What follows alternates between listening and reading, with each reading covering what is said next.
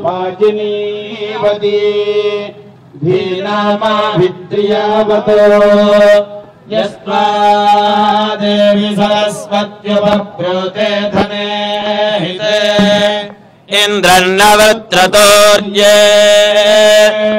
त्वन्दे विसरस्वत्यभावाजे सुवाजिनी रदा पोषे वानः सनिम् उतस्या नः सरस्वती घोरा हिरण्यवर्तनिः वृत्रग्ने वष्टि सुष्टुतिम् यस्या अनन्तो अक्रोतस्त्वेषश्चारिष्णुनर्णवः अमश्चरातिरोरोपत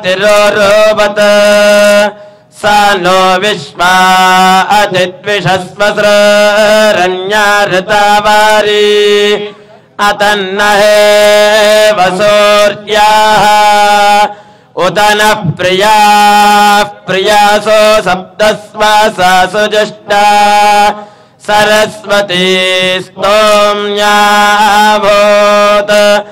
आपप्रशेपार्थिवान्युरुरुजो अन्तरिक्षम् सरस्वती निदस्पातो त्रिषधस्ता सप्तधातुः पञ्चजात वर्धयन्ति वाजे वाजे हव्याभूत् प्रयामाहिम्ना महिना सुचेकीते जुम्ने रण्या अपसामपस्तामा रथा इव बृहते विभ्वने कृतो वस्तुत्या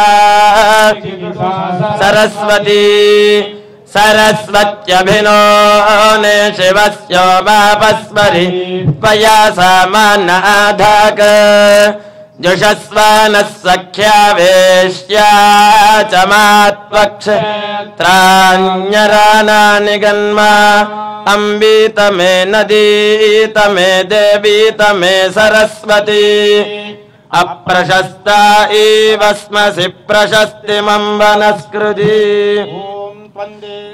देवी तुन्दं देवी सरस्वती सरस्वती देवी तुन्दं देवी सरस्वती देवी सरस्वती सरस्वती देवी देवी सरस्वत्यभावा सरस्वती देवी देवी सरस्वत्यभा सरस्वत्यभावा सरस्वती सरस्वत्यभावा जय शुभाजेष्वभा सरस्वती स्वत्यभावा जयशो अभावा जय शुभाजेष्वभा भावा जय शुभाजनि वाजनि वाजेष्वभा भावा जय शुभाजनि वाजे शुभाजनि वाजनि वाजे शुभाजे शुभाजनि वाजिनीति वाजिनी रदा पोषे वा वरदरदा पोषे वा नो नः पोषे वा दा पोषे वा नः पोषे वा नो नः पोषे वा नः सनिं सनिन्नः पोषे वा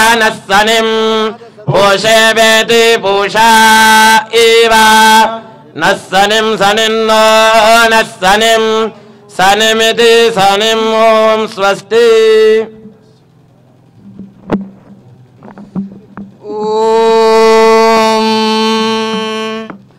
प्रणो यच्छत्वर्यमा प्रभूषा प्रसरस्वती प्रवाक्देवी ददातु नः अर्यमणं बृहस्पतिमिन्द्रं दानाय चोदया वाचं विष्णुग सरस्वती ग सवितारं च वाजिनम्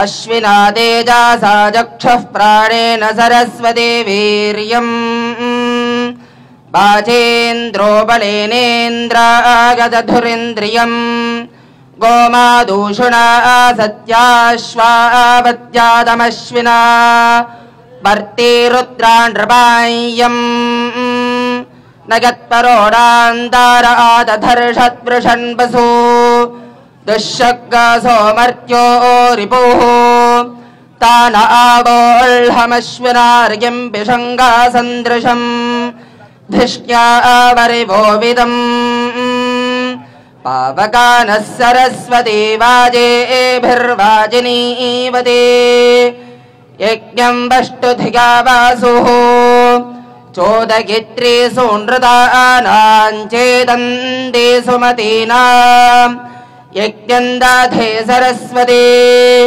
महो अर्णः सरस्वती प्रचेतगिति केतुना धिगो विश्वा विराजते इंद्रायाहि चित्रभानो सुदागिमे त्वायवाः अन्वेभिस्तना पूतासाः इंद्रायागि धिगेशितो विप्राजोदः सुदावादाः उपब्रह्माणि वाघदाः इंद्रायाहितो जान उपब्रह्माणि हरिवः सुदेदाधिश्वनश्चनाः अश्विना पिबतां मधुसरस्वत्या सजोषासा इन्द्रः सुत्रामावृत्रः जुषन्दाग्गा सौम्यं मधु ॐ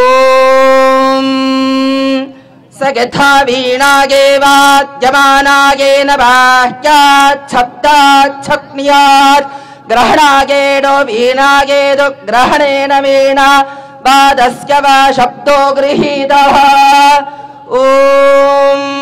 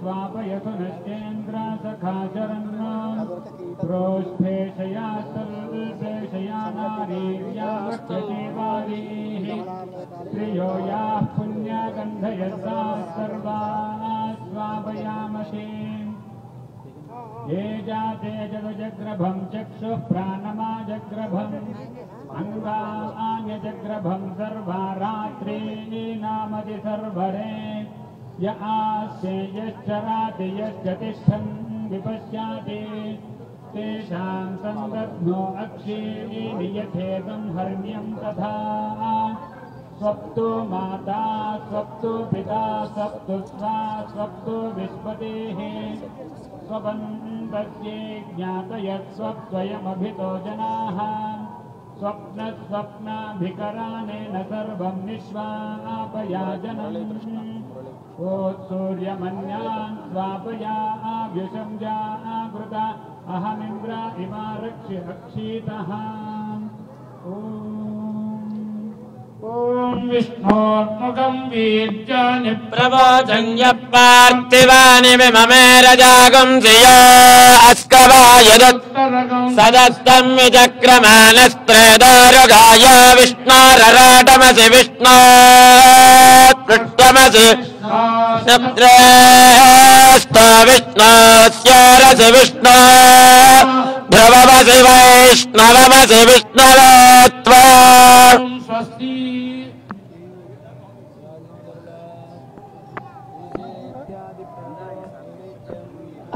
शिरय मरनाराय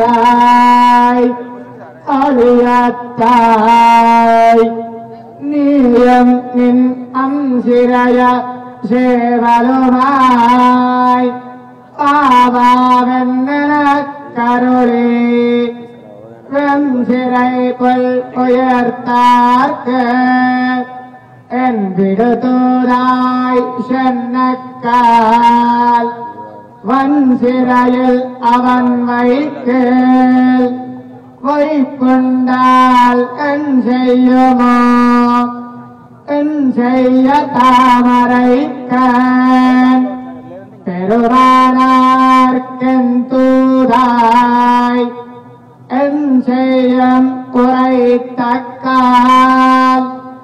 இனக்கயல்கால் நீரலிலே முன் செய்த முதுவினையால் திருவடிக்கு குத்தேவல் முன் செய்ய முயலாதே அகழ்வதுவோ விதியினமே விதியினால் பிணை மணக்க மென்னடைய அன்னங்கால் மதியினால் குரல் மானாய் உலகிறந்த கல்வர்க்கு மதியிலேன் வல்வினையே மாளாதோ என்ன ஒருத்தி மதியெல்லாம் உள்கலங்கி மயங்குமால் நீரே விதியினால் பிணை மணக்கம் மென்னடைய அன்னங்கால் மதியினால் குரல் மானாய் உலகிறந்த கல்வர்க்க மதியிலேன் வல்வினையே மாளாதோ என்ன ஒருத்தி மதியெல்லாம் கலங்கி மயங்குமால் எண்ணீரே ஓம் ஸ்வஸ்தி अस्मद्गुरुभ्यो नमः श्रीमते रामानुजाय नमः श्री यादाद्रीशाय नमः श्री यादाद्री लक्ष्मी नारसिंह स्वामी वारी ब्रह्मोत्सव दिव्यమైన వైభవాలలో ఈ రోజున సాయంకాలం స్వామివారు హంస వాహనంలో పరమహంస స్వరూపంగా మనందరికీ కూడా దర్శనం అనుగ్రహిస్తున్నారు. మనందరము కూడా సేవించి తరిస్తూ ఉన్నాం. చరాచర సృష్టిలో 72,000 పక్షి జాతులు ఉన్నాయి. అందులో 34,000 పక్షి జాతులు మన భారతదేశంలోనే ఉన్నాయి. ఇతర దేశాల్లో పక్షులన్నీ కూడా అంతరించిపోతున్నాయి. మన స్థానంలో కూడా ఈ సెల్ ఫోన్ల యొక్క వైబ్రేషన్స్ వల్ల, తరంగాల వల్ల పక్షులన్నీ కూడా అంతరించుకొని పోతున్నాయి. మానవ కర్తవ్యాలలో, ఆన్నిక విధులలో మనము పశుపోషణ చేయాలి, పక్షి పోషణ చేయాలి. దాన్నే వైశ్యదేవం అని కూడా అంటుంటారు వేద పరిభాషలో. మనము ఆహారాన్ని సముపార్జన చేసుకొని అన్ని జీవరాశులకి కూడా ఆహారాన్ని అందించడం కోసమే మానవుడు సృష్టింపబడ్డాడు పరమాత్మ చేత. అట్లాంటి పరమాత్మ మనకి ఎలా దర్శనమిస్తున్నాడయ్యా? బ్రహ్మేంద్ర రుద్ర మరుదర్క కిరీటకోటి సంఘట్టితాంగ్రి కమలామల కాంతకాంత లక్ష్మీ లసత్కుజ సరోరుహ రాజహంస లక్ష్మీ నృసింహ మమ దేహి కరావలంబమని మనం ప్రార్థన చేసుకోవాలి. హంస మనకి తర్కశాస్త్రంలో హంస క్షీర న్యాయం అని ఒకటి ఉన్నది. హంస నీరును మాత్రం పరిత్యక్తం చేసి పాలను మాత్రమే స్వీకరించేటువంటి శక్తి దానికి ఉన్నది. దాన్ని ఆదర్శంగా మానవుడు కనుక తీసుకున్నట్టయితే సమాజంలో ఉండబడేటువంటి చెడును మనం పరిత్యక్తం చేసి మంచిని మాత్రమే స్వీకరించాలి అనే దానికి ప్రతీకగా ఈ హంస. ఈ హంస ఎక్కడ విహరిస్తూ ఉంటుంది? మానస సరోవరంలో ఉంటుంది. మానస సరోవరంలో దేవతలందరూ కూడా ఇక్కడ హంసలు ఉన్నాయా లేవా అని చూసి ఈ రాజహంస అక్కడ ఉంటేనే దేవతలు వచ్చి స్నానం చేస్తారు. అనగా మొదట ఈ హంస అక్కడ నీళ్లలో ఉంటేనే దానికి ఆ పవిత్ర చేకూరుతుంది. జలచరములు ఉండాలి, వాయుచరాలు ఉండాలి, అండజ జీవరాశులు ఉండాలి, శ్వేత జీవరాశులు ఉండాలి. అప్పుడే అది మహాభక్తి కుంభమేళా అవుతుంది. ఆ మేళవింపులో ఎంత గొప్పైన ఔదార్యము అంటే మహాలక్ష్మీ అమ్మవారి యొక్క మానస సరోవరంలో రాజహంసగా స్వామివారు వేంచేసి ఉంటారు. మానవుడు ఎలా ఉండాలి? హంసలాగా ఉండాలి. హంస ఎవరిని అధిరోహించాలి? పరమహంసని ఆవహించి అధిరోహించి ఉండాలి. ఉంటేనే జన్మ చరితార్థమవుతుంది. ఈ జన్మను చరితార్థం చేసుకోకపోతే వృధా వృధా వృధా. మళ్ళీ 84 లక్షల జన్మలు ఎత్తాల్సి ఉంటుంది. పరమపద సోపాన పటంలో అరుకాసురుడు కనుక మిగినట్టయితే మళ్ళీ కోతి దగ్గరకు వచ్చినట్టుగా మన జన్మలన్నీ కూడా నిష్ప్రయోజనమైపోతాయి. అందుకోసమనే మజ్జన్మన ఫలమిదం మధు కైటభారే మత్ ప్రార్థనీయ మదనుగ్రహ ఏష ఏవ తద్భృత్య భృత్య పరిచారక భృత్య భృత్య భృత్యస్య భృత్య ఇతి మాం స్మర లోకనాథ. హే లోకనాథ, నన్ను నువ్వు సృష్టించుకున్నావయ్యా. నీ దైవీ సంపత్ గుణాలకు వారసత్వంగా నన్ను నిర్ణయించుకో స్వామి. అంతేకాని ఉదర నిమిత్తం బహుకృత వేషంలాగా నా జన్మను చరితార్థం చేసుకోవాలనే ప్రయత్నంలో నేను ఒక ఆచార్యుని ఆశ్రయించి ఒక మహామంత్రాన్ని ఉపదేశంగా పొందితే దాని ఫలాన్ని నీకు కర్మఫల త్యాగం చేస్తే ఆ ఫలం వలన నాకు ఆ ఫలం అక్కర్లేదయ్యా. ఆ ఫలం వలన నాకు మోక్షం కావాలని లేదు. మరి ఏం కావాలరా నీకు? ఇంత హంసస్సోహం హంసస్సోహం హంసస్సోహం అని చెప్పి ఉచ్ఛ్వాస నిశ్వాసలను బ్రహ్మదేవుడి దగ్గర అడుక్కొని మరే తీసుకున్నావు కదా. శతవర్ష పర్యంతం నీ జీవం అని అన్నాడు బ్రహ్మ. మరి ఆ వర్షం శతవర్షమా, లేకుంటే సహస్ర వర్షమా, లేకపోతే దశాబ్దమా? కొన్ని దశాబ్దాల, కొన్ని క్షణాల, కొన్ని నిమిషాల. వాయు సంబంధంతోనే ఈ జీవనము ఆయుష్ ఏర్పడుతుంది.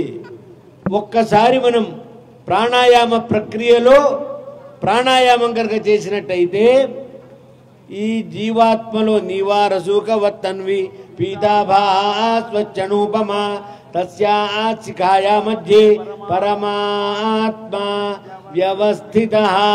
అక్కడ పరమాత్మ ఈ హంసను అనుసరించి దాన్ని అధిరోహించి ఉంటాడు మనకి.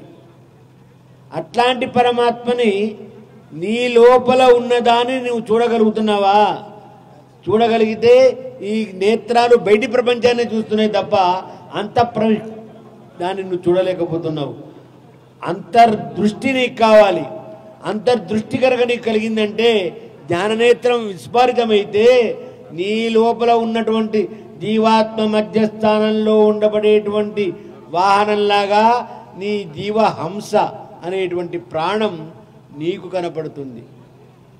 ఎంత విచిత్రం అండి! పరమాత్మ ఏదీ దాచుకోలేదు, అన్వేషణ చేస్తే దొరుకుతుంది. ఎన్నెన్నో పుస్తకాలు ఇచ్చాడు ఒక ఆచార్యుడు, ఒక గురువు. శ్రీ విద్యోపాసన చేస్తూ ఉంటుంటాడు. ఆ విద్యలో ఏమి ప్రబోధం ఉంటుందండి? ఈ శరీరం ఏంటి, ఆత్మ ఏంటి, పరమాత్మ ఏమిటి, ఈ హంసలేంటి, కొంగలేంటి? అవి కూడా పక్షులే, కొంగలు కూడా పక్షులే. కొంగ ఏం చేస్తుందండి? నీటి మడుగులో ఒంటి కాలు మీద గొప్పగా తపస్సు చేస్తుంది. నాకు ఈ ప్రపంచం వద్దు అన్నట్టుగా నమ్మిస్తుంది. ఒంటి కాలు మీద తపస్సు చేస్తుంది. ఓమని కళ్ళు పూసుకుంటుంది. తన ఆహారం చేప దగ్గరికి రాగానే గుటుక్కున మింగేస్తుంది. మరి పొట్ట నింపుకోవడం జీవించాలా? ఈ జీవం ఎట్లాంటిదండి? వేద పురుషుడు ఏం చెప్పాడు మనకి? ప్రతిరోజు మనం స్వామి అభిషేకంలో వింటాం. అహం వృక్ష శరీరివా కీర్తి పృష్టంగిరివా ఊర్ధ్వపవిత్రో వాజినీవ స్వమృతమస్మి ద్రవిణగుం సువర్త్యసం సుమేధా అమృతోక్షిత. నీ మేధ అమృతమైతే ఆ అమృతంలో, అమృత సాగరంలో రాజహంసలాగా ఈ హంస, జీవాత్మ అనే హంస చరిస్తూ ఉంటుందయ్యా. ఆ హంస పరమాత్మని అధిరోహించుతుంది. ఇష్టమైన వాహనమే కదా ఎక్కి తిరిగేది. వాహనాలు లేకపోతే పాదచారులంగానే మిగిలిపోతాం. వాహనం కావాలి. ఏం వాహనం కావాలి మనకి? ఈ జీవుడు పరమాత్మకి వాహనం కావాలి. ఒక మర్కటం అనగా ఆంజనేయ స్వామి వారు రాముణ్ణి మోసాడు. మనము కూడా తేడా ఏం లేదు. పశువులకు కానీ మనుషులకు కానీ దేనికి తేడా లేదు. వాటికి బుద్ధి లేదు, మనకి బుద్ధి ఉంది. వాటి బుద్ధిని వాటి ఉపయోగించుకుంటాయి. మన బుద్ధిని అన్యాక్రాంతం చేస్తున్నాం మనం. వాటికి మనకి తేడా అదే. మన బుద్ధిని కనుక మనం సక్రమంగా వినియోగించుకున్నట్టయితే మన హృదయంలో ఉండబడేటువంటి మానస సరోవరం ఏదైతే ఉందో ఆ సరోవరంలో హృద్బద్ధ మధ్య పుండరీకే విభజిత అని శాస్త్రం చెప్తోంది. మన హృదయ కమలంలో ఉదరం అనేటువంటి మహానదిలో మానస జలంలో తామర పుష్పాలన్నీ కూడా వికసిస్తున్నాయి. అదే మన సుప్రభాతంలో నీలోత్పలాని భవంతి నిమీలితాని ప్రాగ్దిన్ముఖేరుణగవస్తి గణోభ్యుదేతి అని స్వామి నా హృదయ కమలము విచ్చుకుంటోందయ్యా. ఆ విచ్చుకుంటున్న హృదయ కమలములో మహాలక్ష్మి సంశ్లిష్ట వక్షసంగా మీ అమ్మవారు, మా అమ్మవారు కూర్చుంటే ఆమె హృదయంలో నువ్వు వచ్చి కూర్చో. అదే కదా జగదాచార్యుడు శంకరాచార్య వారు చెప్పింది. లక్ష్మీ హృదయ మానస సరోహర రాజహంస. హంస, ఈ హంస ఎంత గొప్పగా ఉంటుందంటే ఎవరైనా సరే మోక్షం పొందాలి అంటే ఒక ఆచార్యుని ఆశ్రయించాలి, ఒక గురువుని ఆశ్రయించాలి. గురువుని ఆశ్రయించితే కలిగే లాభం ఏంటి? మంచి సత్సంగం ఏర్పడాలి. సత్సంగత్వే నిస్సంగత్వం, నిస్సంగత్వే నిర్మోహత్వం, నిర్మోహత్వే నిశ్చల తత్వం, నిశ్చల తత్వే జీవన్ముక్తి. మనకి నిశ్చల తత్వం ఏర్పడాలి. ఒక నదిలో ప్రశాంతంగా అక్కడ మనకు కనపడుతుంది.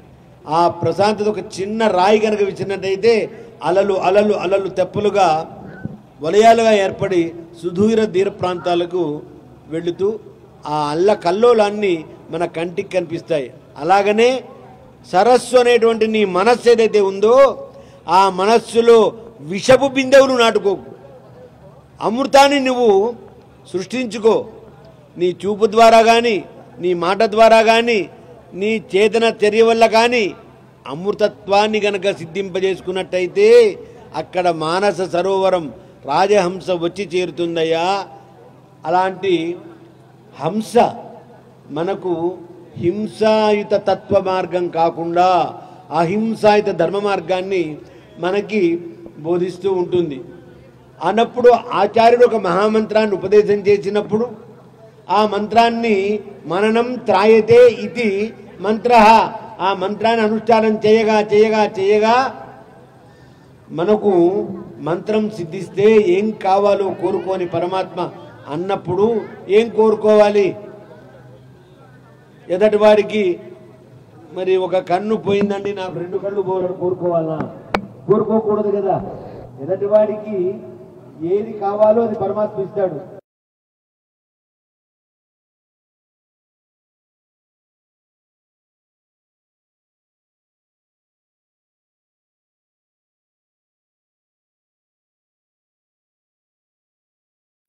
శబ్దార్థాలు సంపృక్తౌ శబ్దార్థ ప్రతిపత్తయే జగత పితరవు వందే లక్ష్మీ నృసింహయౌ. అలాంటి జగత్తుకే తల్లిదండ్రులైనటువంటి స్వామి మనకేం కావాలో మనకి ఇవ్వడా? ఇస్తాడు. ఇచ్చేటప్పుడు కూడా కొంచెం పరీక్షిస్తాడు. ఏదో డబ్బులు ఉన్నాయి కదా జేబులో అని విమానం టికెట్ కొనుక్కుంటే ఇతర దేశాలకు వెళ్ళగలుగుతామా? వెళ్ళలేము. ఎందుకు వెళ్ళలేము? కావలసినవేంటి? ఎక్కడ వీసా కావాలి, పాస్పోర్ట్ కావాలి. మరి పక్షులకు పాస్పోర్ట్ లేవు, అవి ఎక్కడైనా ఎగురుతాయి. అయితే మన పాస్పోర్ట్కి ఒక రాజముద్ర ఉంటే, రాష్ట్రపతి ముద్ర ఉంటేనే రాష్ట్రాలను దాటి వెళ్తాం మనం. అదే పాస్పోర్టు వీసా అనుకుంటాం. రాష్ట్రపతి గారి ఆమోదం కావాలి. మరి రాష్ట్రపతి ఎవరు? మనకి మోక్షాన్ని ఇచ్చేటువంటి వాడు ఎవరు? జగదాచార్యులు రామానుజుల వారు, నమ్మాళ్ళు వారు. వారు ఎదిగో వీడు సమాశ్రీపుత్రుడు అయ్యాడయ్యా, లక్ష్మీలతో మహామంత్రాన్ని ఉపదేశం పొందాడయ్యా, లేకుంటే కృష్ణమంత్రం పొందాడయ్యా, శివమంత్రం పొందాడయ్యా, గౌరీ మంత్రాన్ని ఉపదేశం చేస్తున్నాడయ్యా, ఏదో ఒక మంత్రం ఉచ్చరిస్తున్నాడయ్యా అని ఆయన మన అప్లికేషన్ పైన హంస ముద్ర వేస్తే ఎక్కడ ఆపకుండా స్వామి నిజ నివాస స్థానంలో పరమాత్మ పరబ్రహ్మ ఎక్కడైతే ఉన్నాడో అక్కడ మనకి ఒక సుస్థిరమైనటువంటి స్థానం లభిస్తుంది. కాబట్టి ఈ సంసారం అనేటువంటి మహాసముద్రంలో మనం ఉన్నాం. ఈదాలంటే ఎంత ఈదినా కూడా మన రెక్కల శోషమే తప్ప ఆవలికి వెళ్ళలేం. వెళ్ళాలి అంటే మనం భక్తి నావం ప్రయశ్చ, భక్తి అనేటువంటి నావని కనుక మనం పట్టుకున్నట్టయితే ఆ నావలో సునాయాసంగా అవతలి ఒడ్డుకు చేరుకుంటాం. అవతలి ఒడ్డుకు చేరుకుంటేనే అక్కడ ఒక దివ్య సన్నిధానానికి మన లక్ష్యం చేరుకున్నట్టు అవుతుంది. లేకపోతే ఆ పడవకి చిల్లి పడితే పడవ మునిగిపోతుంది. ఒక గురువు గారు ఒక శిష్యుడు పడవలో ప్రయాణం చేస్తున్నారు. గురువు గారికి కాస్త మాట్లాడే అలవాటు ఉంటుంది కాబట్టి, ఏరా నావిక రామాయణం చదివావా అన్నాడు. చదవలేదండి గురువు గారు అన్నాడు. పోనీ భారతం చదివావా అన్నాడు. చదవలేదండి అన్నాడు. భగవద్గీత చదివావా? చదవలేదన్నాడు. మరి ఏం చదువుకున్నావురా? ఏమీ చదువుకోలేదండి, ఈ పడవ నడవడం తప్ప నాకు ఏమీ రాదండి అన్నాడు. కొంతసేపటికి ప్రయాణించిన తర్వాత గురువు గారు మీకేం కనపడుతుంది ఈ నదిలో అన్నాడు. సుడిగుండాలు కనపడుతున్నాయిరా. సరే గురువుగారు, నేను చదువుకోకపోతే నా జీవితం వృధా అయిపోయిందన్నారు, ఇప్పుడు సుడిగుండాలు వస్తున్నాయి, పడవ మునిగిపోతుంది, నీకు ఈత వచ్చా రాదా అన్నట్ట. ఈత రాకపోతే వాడే మునిగిపోతాడు. కాబట్టి ఇక్కడ పరహ సన్నికర్ష సంహిత మనోభావ విశ్లేషణ ద్వారా పరమాత్మని మనము ఉపాసించాలి. ఓ జపమాల చెప్పడం కాదు, 1,00,000 జపం చేసామండి అంటే జపానికి 1,00,000 ఏంటి, ఏకమేంటి? ఒక్క సంకీర్తనే చాలు, ఒద్దికై నన్ను రక్షింపగా అంటాడు కదా అన్నమాచార్య స్వామి. ఒక్కసారి నామం చదివితే చాలు కదా, మనం ఉద్ధరింపబడతాం కదా. అట్లాగా ఆ నమ్మాళ్ళు వారు వేసేటువంటి రాజముద్ర మనకి పడింది అంటే భుజాల పైన తన్మతానుసారేణ సూత్రాక్షరాన్ని వ్యాఖ్యాస్యంతే. అదాదో ధర్మ జిజ్ఞాస, అదాదో బ్రహ్మ జిజ్ఞాస, అత్రాయ మత శబ్దో ఆనంతర్యేవో భవతి. శబ్దాలు ఎన్నెన్నవచ్చు, శబ్దానికే శబ్ద బ్రహ్మమైనటువంటి పరమాత్మ యందు నీకు లక్ష్యం ఉండాలి. ఉంటేనే నీకు నీ లక్ష్యం నువ్వు చేర్చుకోగలుగుతావు. కాబట్టి ఎప్పుడైతే హంసముద్ర నీ శరీరం పైన పరమాత్మ సేవకుడైనటువంటి నమ్మాళ్ళు వారు ఆచార్యులు ఎవరి గురువు గారు వారికి అనుగ్రహించాడు అనుకోండి, అప్పుడు మనకి మోక్షం సిద్ధిస్తుంది. అలాంటి మోక్షం సిద్ధించుకోవడానికి సంసార సముద్రాన్ని సునాయాసంగా ఆవలిబుడ్డుకు వెళ్ళటానికి ఈ జీవాంశ అంతా కూడా పరమాత్మను మనం ధరించడం కోసమై ప్రతీకగా స్వర్గలోకంలో ఉండబడేటువంటి పరమాత్మ ఏం ధరించాడో ఒకసారి చూడండి. చేతిలో వీణ ఉంది. వీణ వాదంగణ గీతాయ నాదశేషా భుజాం తూణాయ భద్రవతీం తూణవద్భంగ్రామణ్యం కాని సంఘాతన్నుత్తాయ మోదాయానుక్రోశకం. ఈ సంసారం అనేటువంటి ఈ రంగస్థలం పైన అంతరంగస్థలం పైన నర్తించాలయ్యా, నర్తించాలి. నర్తన చేస్తే కీర్తన వస్తుంది. ఆ కీర్తనలో నీ పాపాలన్నీ కూడా క్షమించిపోతాయి, తరించిపోతావు నువ్వు. కాబట్టి నీకు మోక్షానికి హేతుతత్వం కావాలి. అందరూ అనుకుంటారు పరబ్రహ్మని ఎవరు ఏ రకంగానన్నా ఉపాసించవచ్చు. అందుకోసమనే మన వేద పండితులు అమ్మవారిని చూసి శ్వేతాభ్రకన రాజీవ మహావస్త్రంలో సరస్వతీదేవిగా భావించారు. పరమాత్మని ఎలాగనైనా భావించవచ్చు. సరస్వతీ నమస్తుభ్యం వరదే కామరూపిణి విద్యారంభం కరిష్యామి సిద్ధిర్భవతు మే సదా అని సరస్వతి స్వరూపంలోనూ మనం ఈ స్వామివారిని ప్రార్థించుకోవచ్చు. సరస్వతి భర్త ఎవరు? బ్రహ్మ. మరి ఈ అమ్మవారే సరస్వతి. ఈ సరస్వతికి భర్త ఎవరు? నారాయణుడు, మన నారసింహస్వామి. మన విధి లలాట లిఖితంలో అమ్మవారు ఏమైనా సరే బ్రహ్మదేవుడు ఏమైనా కొంచెం తక్కువ రాస్తే ఒక ఉపాధ్యాయుడు, ఒక టీచరు విద్యానిలయంలో, శ్రీ విద్యానిలయంలో బోర్డు పైన పాఠం రాస్తున్నప్పుడు, విద్యార్థులు పాఠం రాసుకున్నప్పుడు ఆ పాఠం చేర్పి కొత్త పాఠం రాయడానికి ఎంత స్వతంత్ర పరతంత్ర స్వతంత్రాలతో ఉంటారో, మన లలాటం అనేటువంటి పలకం పైన బ్రహ్మదేవుడు ఏమైనా చెడు రాస్తే ఈ హంసవాహనంలో కనుక స్వామిని దర్శించినట్టయితే అమ్మవారు ఆ చెడును తిరిపేసి మంచి రాత మనకి రాస్తుంది.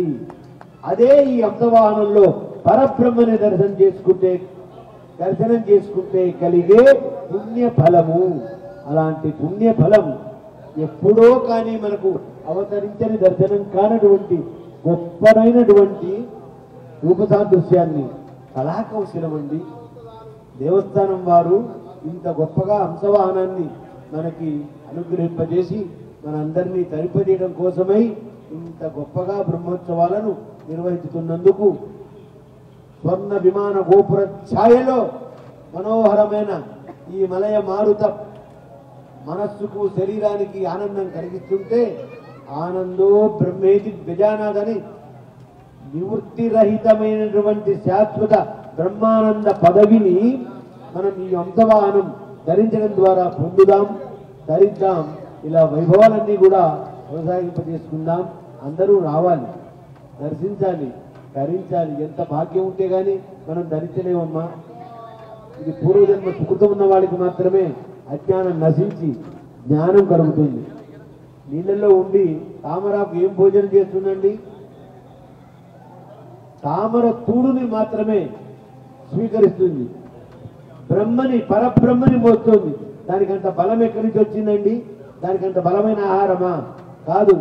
యుక్తాహార సమాయస్య, మంచి ఆహారం నియమంగా నిష్టగా తీసుకుంటే నీ శరీరము తేలికైపోయి బరువు అనేటువంటిదే లేకుండా ఉచ్ఛ్వాస నిశ్వాసలను కనుక నియంత్రించగలిగితే ఎంత బరువైనా మోయగలుగుతాం అనే దానికి ప్రతీకగా హంసవాహనంలో స్వామిని దర్శిస్తున్నాం, తరిస్తున్నాం. స్వస్తి. బాగా